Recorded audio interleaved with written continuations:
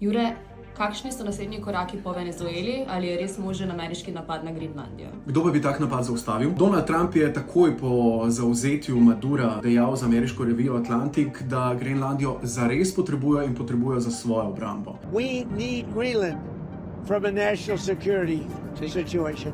Žena Steva Millerja, zelo vplivnega Trumpovega svetovalca, pa je objavila zemljevid Grenlandije, čez njega dala ameriško zastavo in napisala kmalu. Na Danskem in na Grenlandiji pa so jasno jezni, besni so. Povsem drugačna situacija tam kot v Venezueli. Maduro je bil zares nelegitimen predsednik. Več kot 8 milijonov ljudi, največ v zgodovini, je zapustilo državo, največ v zgodovini, ko govorimo o državah, ki niso v vojni. Imel je povezave s karteli, bil je popolnoma skorumpiran in večina Venezuelcev te dni zares slavi. In če še ni jasno, kakšna bo usoda Venezuele, je Grenlandija del Danske kraljevine povsem drugačna zgodba. Danci so zavezniki ZDA in krvaveli so v vseh zadnjih vojnah Amerike, v Iraku, Afganistanu, Libiji, Siriji. Več kot 52 danskih vojakov je izgubilo življenje, še več je bilo ranjenih. Ima pa Grenlandija zares strateško lego za Ameriko, za celotno Evropo, predvsem iz hladne vojne, ko so imeli Američani tam 50 vojaških baz. Trenutno imajo tam eno in če bi želeli, bi jih lahko imeli tudi 50. Zanimivo pa je, da ima Grenlandija ogromno kritičnih mineralov, ima redke zemlje, baker, nikelj in, kar je najpomembneje,